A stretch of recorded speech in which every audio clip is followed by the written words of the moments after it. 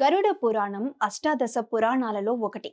మనం ఎవరితో కఠినంగా ప్రవర్తించాలి, ఎవరితో గొడవ పడకూడదు, ఎవరితో ఎలా నడుచుకోవాలనే అంశాలపై చక్కటి వివరణలు గరుడ పురాణంలో ఉన్నాయి. గరుడ పురాణం మరో పేరు మహాపురాణం. ఈ పురాణంలో మన జీవితానికి అవసరమైన అనేక అంశాలను తెలుసుకోవచ్చు.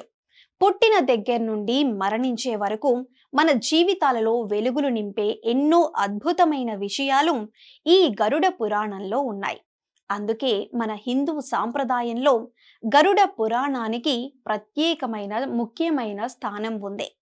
మానవుల జీవన మరణాలను ఈ గరుడ పురాణమే నిర్ణయిస్తుందని పురాతన హిందూ గ్రంథాలు చెబుతున్నాయి. హిందూ మత గ్రంథాలలో ఉన్నటువంటి 18 శక్తివంతమైన పురాణాల్లో గరుడ పురాణం కూడా ఒకటి. సనాతన ధర్మంలో ఒక వ్యక్తి మరణానంతరం స్వర్గానికి లేదా నరకానికి వెళ్తాడనే నమ్మకం ఉంది. నరకంలో తన పాపాలకు భయంకరమైన శిక్ష అనుభవిస్తాడని చెబుతారు. భూమి మీద పాపాలు చేసిన వారు చాలా దారుణమైన హింసలకు గురవుతారని గరుడ పురాణం చెబుతోంది. గరుడ పురాణంలో మొత్తం 14 లక్షల నరకాలు ఉన్నాయని ప్రాచీన గ్రంథాలు చెబుతున్నాయి. అందులో తామిశ్ర నరకం, అంధతమిశ్ర నరకం, వైతరిణి నరకం, తప్తమూర్తి నరకం, పుయోదక నరకం, కుంభీపాక నరకం, విల్పక నరకం, అవిసి నరకం, లాలాభక్ష నరకం, అసితపత్ర నరకం, కాలసూత్ర నరకం, సుకుర్ముఖ నరకం, మహావీచి నరకం, శాల్మలీ నరకం, వజ్రకూతార నరకం, దుర్ధర నరకం. ఈ 16 నరకాలు అత్యంత భయంకరమైనవిగా చెప్పబడ్డాయి. ఎవరైతే చెడు పనులను చేస్తారో వారి ఆత్మలు మరణానంతరం ఈ నరకాల్లోకి వెళతాయని చెబుతున్నారు. మరి ఈ 16 నరకాల గురించి గరుడ పురాణం ఏం చెబుతుంది? మనుషుల జనన మరణాలకు ఈ 16 నరకాలు ఎలా ముడిపడి ఉన్నాయో తెలుసుకుందాం. గరుడ పురాణంలో 16 నరకాలలో మొదటిది తామిశ్ర నరకం. ఇతరుల కష్టాన్ని, ఇతరుల ఆస్తులను, ఇతరులు కష్టపడి కొనుక్కున్న వస్తువులనైనా, వారి భూములను, బంగారాలను, వారి సంపాదనలను దోచుకున్న వారు ఎవరైనా ఈ తామిశ్ర నరకాన్ని అనుభవిస్తారట. ఆత్మను విడిచేంత వరకు పెద్ద పెద్ద బండరాళ్లతో కొడుతూ ఈ శిక్షను విధిస్తారట. రెండవది అంధతామిశ్ర నరకం. మనుషులను మాయ మాటలతో మభ్యపెడుతూ కేవలం వారి స్వలాభం కోసం ఇతరులను ఒక వస్తువులా, ఆట బొమ్మలాగా వాడుకొని మోసగించే స్త్రీల, పురుషుల కండ్లను పాడు చేసి చీకటి గదిలో పాముల మధ్య పడేసి ఈ శిక్ష విధిస్తారు. మూడవది వైతరణి నరకం. గరుడ పురాణం ప్రకారం మరణం తర్వాత మనిషి ఆత్మ గమ్యాన్ని చేరుకోవటానికి ఈ నదిని దాటాలి. ఇది అసాధారణమైన నది.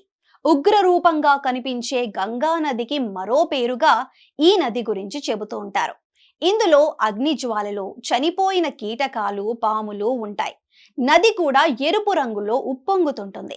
అనేక రకాల పాపాలను మూటకట్టుకున్న వారి ఆత్మలు ఈ నది గుండా వెళ్లాల్సిందేనని గరుడ పురాణం చెబుతుంది. నాలుగవది తప్తమూర్తి నరకం. బంగారాన్ని, వజ్రాలను, రత్నలోహాలను దొంగలించే వారిని అగ్నిలో ఉంచి ఈ శిక్షను విధిస్తారు. ఐదవది పోయోదక నరకం. ఈ నరకం అతిపెద్ద బావిలా ఉంటుంది. ఈ బావి మానవుల రక్తంతో నిండి ఉంటుంది.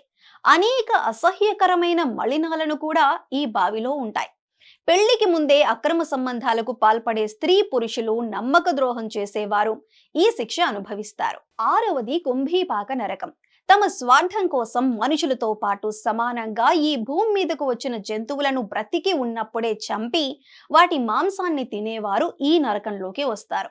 జంతువులను చంపిన వారి ఆత్మలను మరుగుతున్న వేడి నూనెలో వేసి హింసిస్తారు. ఏడవది విల్పక నరకం.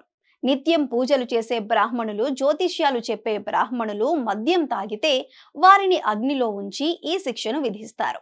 ఎనిమిదవది అవిసి నరకం. ఈ శిక్షలో అబద్ధాలు చెప్పేవారి, న్యాయ ధర్మాలను పట్టించుకోకుండా అబద్ధాలతో నిజాన్ని కప్పివేసి చలామణి చేసేవారి ఆత్మలను చాలా ఎత్తు నుండి కిందకు విసిరేస్తారు. తొమ్మిదవది లాలాభక్ష నరకం. ఆడవారిని బలవంతంగా శారీరక ఇబ్బందులను పెట్టేవారిని, మాయమాటలు చెప్పి అత్యాచారాలకు పాల్పడేవారిని లోతైన నదులలో వారి ఆత్మను విసిరేస్తారు. పదవది అసితపత్ర నరకం. తల్లిదండ్రులను, వేద పండితులను, చదువు చెప్పే గురువులను ధిక్కరించిన వారు, బాధ్యతలను మరిచి తోటి వారిని ఇబ్బందులు పెడుతూ బ్రతికేవారు ఈ నరకంలోకి వస్తారు. వీరి ఆత్మలను కత్తులతో పొడిచి జల్లెడ పట్టి హింసిస్తారు. 11వ నరకం సుకర్ముఖ నరకం.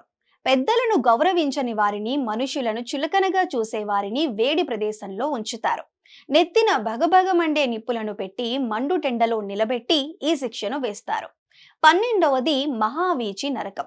ఆవులను, వన్యప్రాణులను చంపేవారికి, వాటి మాంసంను అమ్ముకుంటూ లాభపడేవారు, వాటి మాంసంను తినేవారు ఈ నరకంలోకి వస్తారు. వారిని పదునైన ముళ్లతో ఉన్న ఆయుధాలతో కొడుతూ ఈ శిక్షను వేస్తారు. 13వది సాల్మలి నరకం. అపరిచిత వ్యక్తులతో అనైతిక సంబంధాలు పెట్టుకున్న వారిని మండుతున్న ముళ్లపైన పడుకోబెట్టి ఈ శిక్షను వేస్తారు. 14వది కాలసూత్ర నరకం. బ్రాహ్మణుడిని చంపిన వ్యక్తిని కాలసూత్రం అని పిలువబడే నరకంలో పడవేస్తారు. ఆ వ్యక్తిని చాలా సంవత్సరాల వరకు అగ్నిలో వేసి కాలుస్తారు. 15వది వజ్రకూతర నరకం. ఎదుగుతున్న మొక్కలను, నీడనిచ్చే చెట్లను నరికిన వారిని చనిపోయిన తర్వాత ఈ నరకంలో పడేసి పిడుగుపాటుతో కొడుతూ ఈ శిక్షను వేస్తారు. ఇక 16వది దుర్ధర నరకం. ఈ నరకం అతి భయంకరమైన తేళ్లతో నిండి ఉంటుంది. వడ్డీ పేరుతో మనుషుల మాన ప్రాణాలతో చెలగాటమాడేవారు, అమాయకులను బెదిరిస్తూ వడ్డీలను లాక్కునేవారు ఈ శిక్షను అనుభవిస్తారు. ఇవి గరుడ పురాణంలోని కొన్ని పేరుగాంచిన నరకాలు, శిక్షలు మాత్రమే. ఇంకా మనకు తెలియనివి, తెలుసుకోవాల్సినవి ఎన్నో ఉన్నాయి.